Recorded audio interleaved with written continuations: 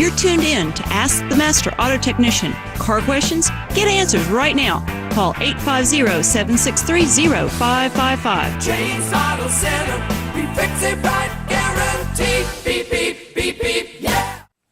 Good morning, everybody. It's 6 a.m. It's Wednesday morning. It's early, and you can see the sun trying to make its way over the horizon. I hear the rooster starting to crow, and I think someone wrote in the paper, this is Panama City Beach, not Panama City urban area. Well, you know what? People have roosters. People have chickens.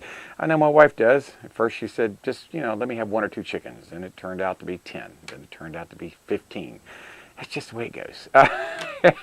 Same way with bees. I'm a beekeeper. I first started off with 1 box of bees. I'm not interested in raising bees. Just pollinate everything. Next thing I know, I got my head in it. Then I buy a box and 2 boxes, 3 boxes, 4 boxes, and it just keeps growing. But I have a lot of fun doing that. That's what I get to do on the afternoons. When the weather is nice, I get to go to my bee farm and get everything set up.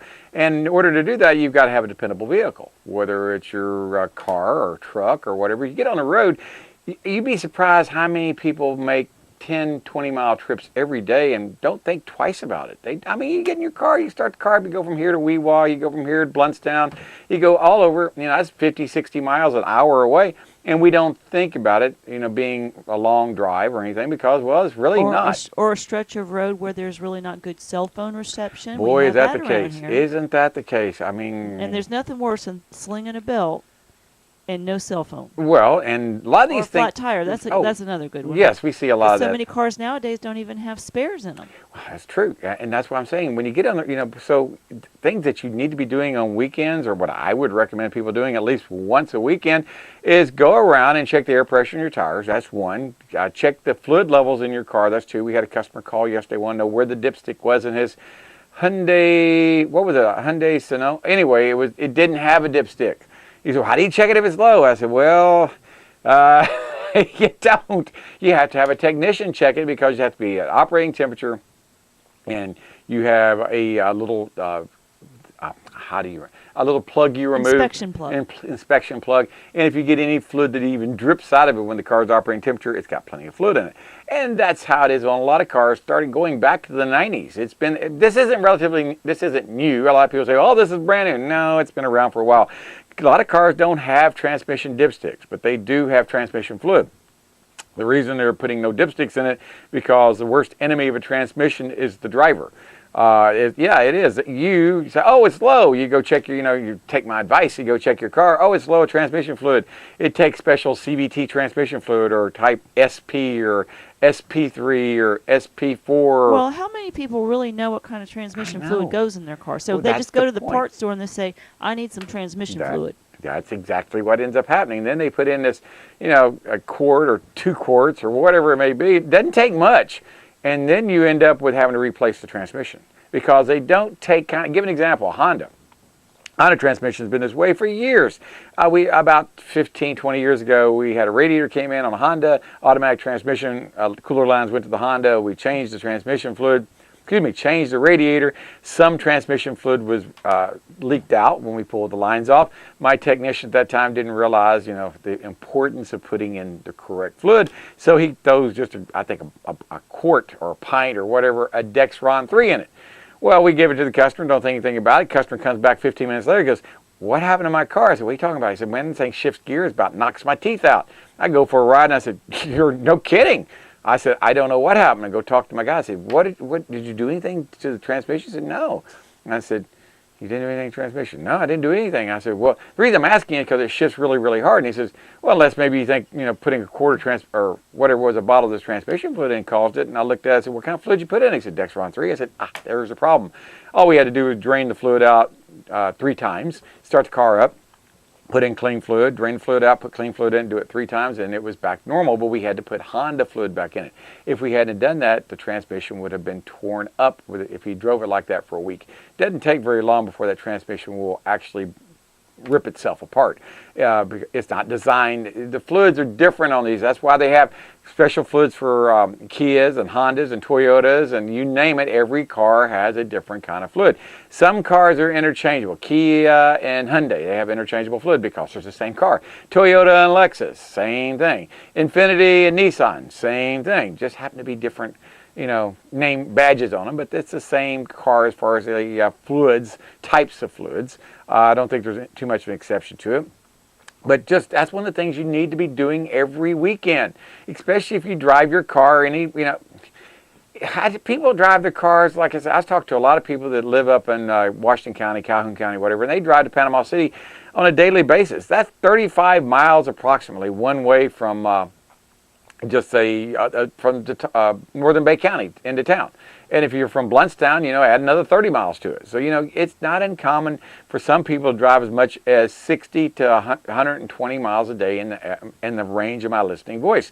So if you are one of these kind of drivers, believe it or not, you're still considered a severe service driver, because I know you get on the highway and I know you drive a lot of miles and you can probably put 3,000 miles on a lickety-split.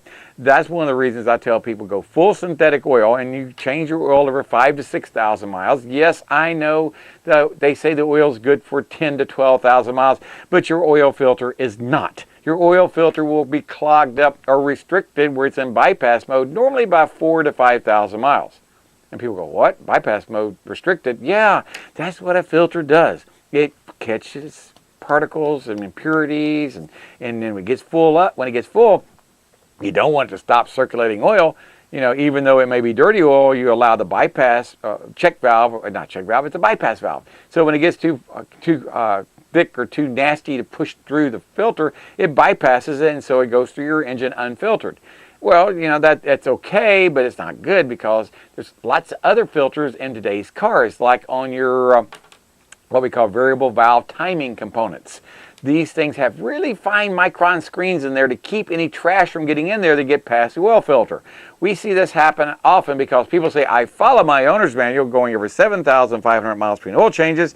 And I go, yeah, that's wonderful you're doing it, but you keep doing that and you're going to make me a wealthy man, because you're tearing your car up. Don't go that far on regular oil. And I don't even recommend going that far on full synthetic oil. It's mainly, the oil's good in synthetic oil, and regular oil is good too. Synthetic oil is much better, but it's the filters that get clogged up. It's the filters that go on bypass. And most people get the cheapest filter they can buy when they go get an oil change. They don't buy a premium gold filter. I call it premium. Well, that's what we use, Napa Gold here. Well, another thing we have to consider too is driving habits. Yeah. Like you say, some people drive long distances every day, and some people just drive not even hardly enough to get the car warmed up. Well, like us, we drive 3 miles to work every morning and 3 miles home at night. And now we drive a lot more than that, but that's how much we drive to work.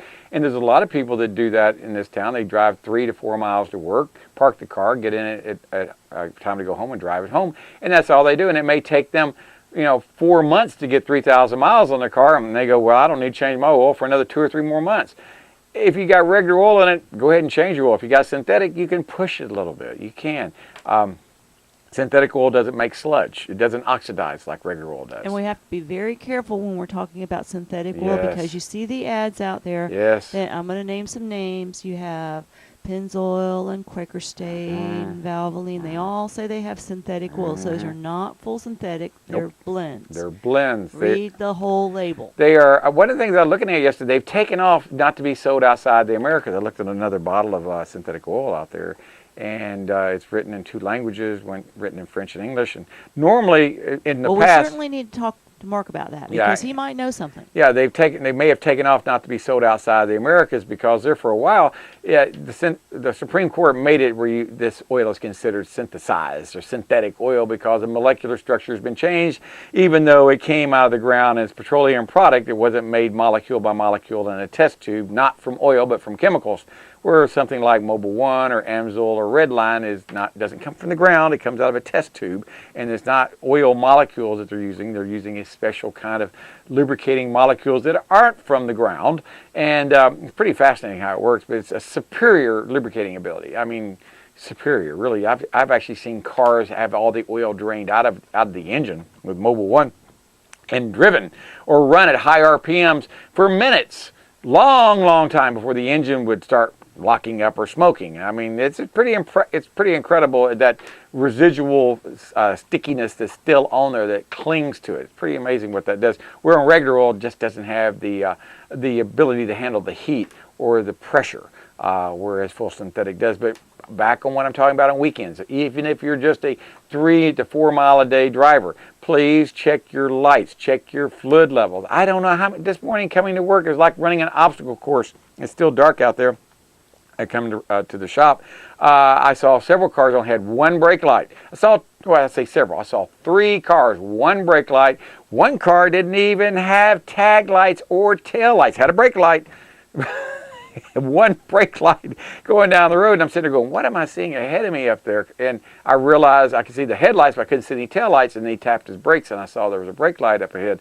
The point is, a lot of people out there drive with no tail lights, no tag lights, and not only could you get yourself a ticket from it, it's dangerous. People can't see you. Most wrecks happen because you can't be seen or you can't see them. It's due to vision impairment of some sort. You know, whether you don't have your lights on, or maybe your lights don't broadcast far enough, reach out far enough, maybe they're dim, or maybe you just need to have the headlight assemblies polished. I mean, there's a lot of cars out there that have headlights that have turned so yellow out there that when you turn the headlights on and it's raining, it's just like not having any headlights on at all. I don't know how they even drive it at night because it's so diffused, there's no broadcast of light. There's no shining of the light beam out there, so that's why I'm saying, well, on these cars out here, please check your oil levels, check your belts, check your hoses. People say, how do you check your belts and how do you check your hoses? Well, look at your belts don't crack like they used to. Serpentine belts, so they make a special tool that looks kind of like a toothpick that goes inside the groove. If you can't see that part like a toothpick inside the groove, it's completely wore out. That belt needs to be changed. Our good rule of thumb is about every 75,000 miles, you know, by the time a car gets 7 to 10 years old, change the belt and tensioner. That's a good rule of thumb too. They're always wore out. People go, well, why do I want to change it? Everything seems to be working well. Well, it's to keep you from having a problem down the road. When that belt does decide to give out, and it does get wore out, you may not know it's wore out, but water can get underneath it during a rainy day or whatever, and it can actually help lift that belt off because water will get between the pulley and the belt. It actually will, and you'll actually hydroplane the belt, and the belt will sling off. And that's one of those things that happen, and they talk about it often. Belts are very, very important on today's cars because you got one belt driving your power steering, your alternator, your air conditioning. Everything is being driven by one belt. You lose that belt, you're not going to go very far. You're going to overheat, ruin your car. You won't have any power steering to speak of if you have hydraulic power steering. But these are just things to give you an idea, so please check your belts. Grab a hold of that belt, pull on it. Does it snap back in place like it's supposed to, or do you pull on it, does it hang or go back really glitchy? If it does, change that tensioner, change that belt. These are just some ideas to help keep you safe on the road for those people that travel, you know, those hour drives every day to work. You're probably on the road right now, or maybe you're getting ready to get on the road. You get to work by 7 o'clock. You got a 30, 45-minute drive. You're up there in Bluntstown, Bristol, somewhere in that area, and you're trying to get into town. You might make sure that you put it in your schedule once a week. Please, just once a week, go out there, check the air pressure in your tires, do all this stuff. Your car will last a lot longer. You'll have a safer drive, and you won't be calling AAA to have you towed into a shop. Hey, this is James Morris. We'll be back in just a minute. I think we got Karen Schoen calling, and we're going to be talking a little bit more about Enterprise Florida and giving your tax money away to lure businesses into Florida. We'll be right back. James Auto Center, we fix it right,